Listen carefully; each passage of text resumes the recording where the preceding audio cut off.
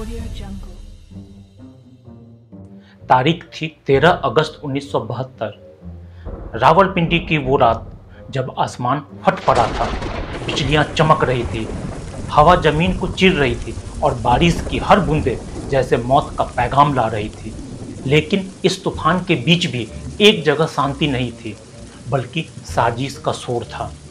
वह था पाकिस्तान का सबसे अभेद्य किला, रावलपिंडी का प्रिजनर ऑफ वार कैंप, जहां 1971 के 12 भारतीय पायलट्स कैद थे। यह जेल नहीं बल्कि एक किला था। 18 इंच मोटी दीवारें, कांटेदार तारें, हर कोने पर बंदूक थामे सिपाही। भागना तो छोड़िए, बाहर झांकना तक मौत को दावत देने जैसा था। लेकिन क्या होगा अगर मौत भी हार मान ले? अगर कोई कहे कैद नहीं, आजादी चाहिए। दोस्तों, आज हम सुनाने जा रहे हैं वो सच्ची दास्तान 3 भारतीय पायलट्स की, जिन्होंने सिर्फ जेल नहीं तोड़ी बल्कि इतिहास लिख दिया। ये कहानी है हिम्मत की, चालाकी की और उस आज़ादी की पुकार की जो दुश्मन के जमीन पर भी गूंज रही थी। तो क्या आप तैयार हैं? क्योंकि ये सफ़र शुरू होता है युद्ध की आग से।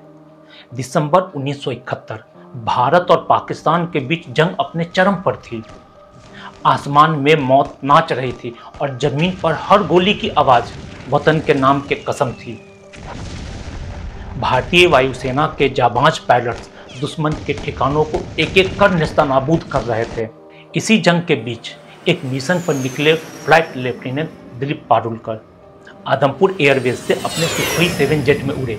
उनका लक्ष्य था लाहौर के पास जफरवाला का वॉच टावर। लेकिन यहाँ किस्मत ने खेल खेला और वो एक एंटी एयरक्राफ्ट गन के निशाने पे आ गए। विमान आग की लपटों में घिर गया। ऊंचाई से गिरते हुए उनके पास बस कुछ सेकंड ही थे अपने आप को बचाने के लिए। पारुलकर ने पैराशूट खोला, लेकिन एक बार फिर किस्मत उनके साथ नहीं थी, क्योंकि वो दुश्मन के जमीन पे गिरे थे। पारुलकर घायल थे लेकिन बच गए थे। पर जैसे ही वो जमीन पे उतरे, एक भीड़ उनके ओर दौड़ी। अल्लाहू अकबर के नारे लगे। लोगों ने उन्हें घेर लिया। किसी ने उनकी वर्दी फाड़ी, किसी ने उनका सामान लूटा और भीड़ ने उन्हें पीट कर बेहोश कर दिया। अगर पाकिस्तानी सैनिक वक्त पर न पहुंचे होते तो शायद भारत का एक और हीरो वहीं शहीद हो जाता। और जब पारुलकर को होश आया तो वे रावलपिंडी के एक अंधेरे कमरे में थे। सामने था एक पाकिस्तानी अफसर और बगल में बंदूक थामे पाकिस्तानी गार्ड। और पहला सवाल आया, आदमपुर एयरफील्ड का नक्शा बनाओ। पारुलकर जानते थे कि ये दुश्मन की चाल है। उन्होंने चालाकी की और मुंबई के सार्क एयरबेस का स्केच बना दिया। पहले तो पाकिस्तानी अफसर मुस्कुराया, लेकिन कुछ मिनट बाद ही उसकी मुस्कान गायब हो गई, जैसे ही उसे पता चला कि पारुलकर ने उन्हें गुमराह किया है। वो गुस्से में चिल्लाया, क्या तुम हमें बेवकूफ समझते हो?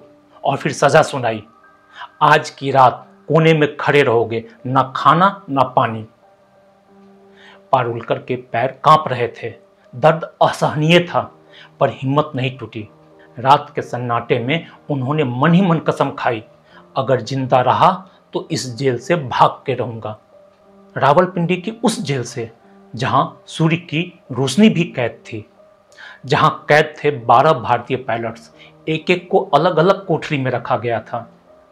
हर सुबह पूछताछ, हर रात सन्नाटा, हर दिन बस जेल से भागने का इंतजार। लेकिन इसी अंधेरे में एक रोशनी थी, कैंप का इंचार्ज उस्मान हमीद। वो दुश्मन तो था, लेकिन एक इंसान भी था। उस्मान ने पायलट्स को थोड़ी रियायत दी, एक कैसेट प्लेयर दिया, कुछ गाने सुनने की इजाज़त दी और सबसे अहम एक एटलस दिया। अहम इसलिए क्योंकि उसी एटलस के नक्शों पर शुरू हुआ भारत के 3 वीरों का great escape plan. Flight lieutenant Dilip Parulkar, flight lieutenant MS Gauri Grewal और फ्लाइंग अफसर हरीश सिंह जी। तीनों जवान अविवाहित और बेखौफ थे। बाकी साथी बोले भारत सरकार छुड़ा लेगी और वो इंतजार करते रहे। लेकिन पारुलकर ने कहा, हम खुद अपनी आज़ादी लिखेंगे। उन्होंने जेल का नक्शा खींचा, हर दीवार, हर पहरेदार, हर आवाज़ का टाइमिंग नोट किया। और फिर उन्हें पता चला सेल नंबर 4 बाउंड्री के सबसे पास है, यानी वही आज़ादी का रास्ता है।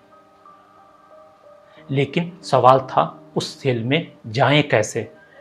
तो पारुलकर ने गार्ड से दोस्ती की, कभी हंसी मजाक, कभी छोटा छोटा टिप दिया और धीरे धीरे तीनों उसी सेल में शिफ्ट हो गए। अब असली खेल शुरू हुआ। 18 इंच की वो मोटी दीवार जिसे 3 लोगों ने ठाना कि इसे तोड़ डालेंगे। औजार के नाम पे उनके पास था सिर्फ एक कैंची और चोरी का एक स्क्रू ड्राइवर। हर रात 12 से 1 पारुलकर और अग्रवाल बारी बारी से दीवार खुरचते। हरीश और चौथा साथी छाटी चौकसी रखते। दीवार का मसाला धीरे धीरे निकलता और आवाज़ को दबाने के लिए रेडियो की वॉल्यूम बढ़ा दी जाती। जो मसाला निकलता उसे रेड क्रॉस के खाली डिब्बों में भर के छिपा दिया जाता। छेद को बिस्तर से ढक दिया जाता जिससे बाहर से कोई देखे तो उसे लगे सब सामान्य है। महीनों तक यही खेल चलता रहा। धीरे धीरे दीवार में एक रास्ता बनता गया। इस बीच तीनों ने तैयारी भी शुरू कर दी थी। हर युद्धबंदी को हर महीने 57 रुपये मिलते थे। उन्हीं पैसों से खरीदे सूखे मेवे, दूध और जरूरत के सामान। पैरासूट के कपड़ों से उन्होंने बनाया बैग। ट्रांजिस्टर की बैटरी से सुई को मैग्नेटाइज करके बनाया कंपास और उसे छिपाया एक छोटे से पेन में। पाकिस्तानी जेल के अंदर पेन अब आज़ादी की दिशा दिखाने वाला यंत्र बन चुका था। तीनों ने अपने लिए पठानी सूट सिलवाए ताकि बाहर निकलते ही वो लोकल लगे। लेकिन खतरा वो हर रात मंडरा रहा था। एक रात गार्ड ने झांका, दीवार के पास हलचल देखी, तुरंत दौड़ा आया। मगर जब तक वह आया तब तक तीनों सोने का नाटक करने लगे थे। वो भी मान गया कि कुछ नहीं हुआ है और वापस चला गया। दूसरी रात दीवार के सुराख में ठूसा गया कपड़ा अचानक खिंच गया।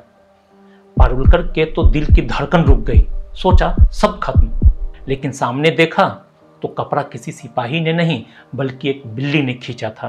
तीनों हंसे और फिर से दीवार पर लौट आए क्योंकि अब रास्ता लगभग तैयार था। हर ईंट, हर निशान एक संदेश था कि अब हम फिर लौटेंगे। और वो दिन तय हो चुका था। वो दिन था 13 अगस्त 1972। तूफान की वो रात जिसमें कैद की दीवारें गिरने वाली थी और भारत के 3 शेर आज़ादी की तरफ उड़ान भरने वाले थे। रावलपिंडी का आसमान फिर से फट पड़ा था। बिजलियां चमक रही थी। हवा में मिट्टी और डर दोनों उड़ रहे थे। बारिश ने सब कुछ ढक दिया था। सिपाही अपने कंबल में दुबके हुए थे। हर गार्ड टॉर्च बुझाकर बस जागने का नाटक कर रहा था। और इसी तूफान में 3 साए धीरे धीरे उठे। Flight lieutenant Dilip Parulkar, flight lieutenant MS Gary Grewal और फ्लाइंग ऑफिसर हरीश सिंह जी। तीनों ने पठानी सूट पहने थे, कंधे पे बैग डाला और अपने चौथे साथी विद्याधर शंकर छाटी से गले मिले। 18 इंच मोटी दीवार जिसे महीनों तक खुरच कर खोला गया था, बस अब एक परत बाकी थी। पारुलकर ने ईंटें हटाई एक एक कर और दीवार के उस पार झांका और महसूस किया आज़ादी की हवा का सुहाना गंध। फिर तीनों एक एक करके उस सुराख से बाहर निकले, धीरे धीरे रेंगते हुए सांस रोककर। उस समय हर क्षण भारी था। बाहर आंधी थी, धूल के थपेरे चेहरे पे पड़ रहे थे, पर डर का नामो निशान नहीं था। सामने थी एक संकरी गली जहाँ एक गार्ड चारवाई पे कंबल ओढ़े बैठा था।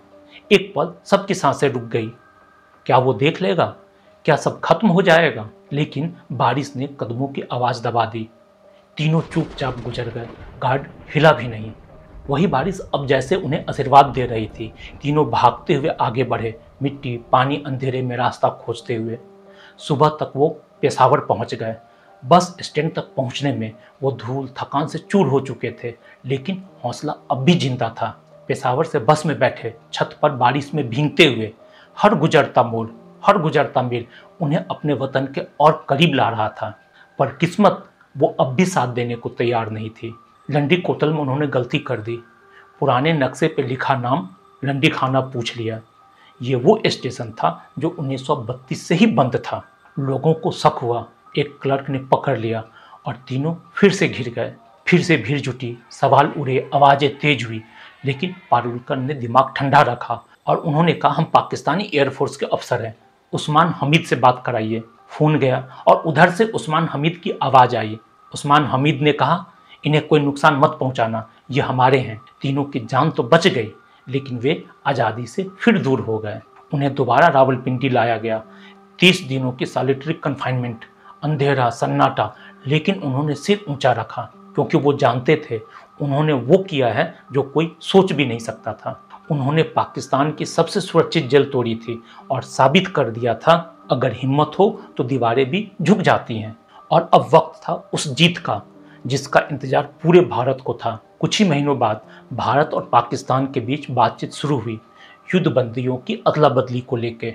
दिसंबर 1972 पाकिस्तान के राष्ट्रपति जुल्फिकार अली भुट्टो ने सभी भारतीय युद्ध बंदियों की रिहाई का ऐलान किया। रावलपिंडी से लेकर फैसलाबाद तक का हर जेल के दरवाजे खुलने लगे और फिर वो पल आया जिसका इंतजार पूरे देश ने किया था।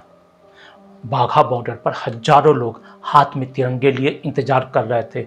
उनके चेहरे पे आंसू और मुस्कान दोनों थे जब भारतीय जवानों ने पाकिस्तान की मिट्टी को छोड़कर भारत की धरती पे कदम रखा।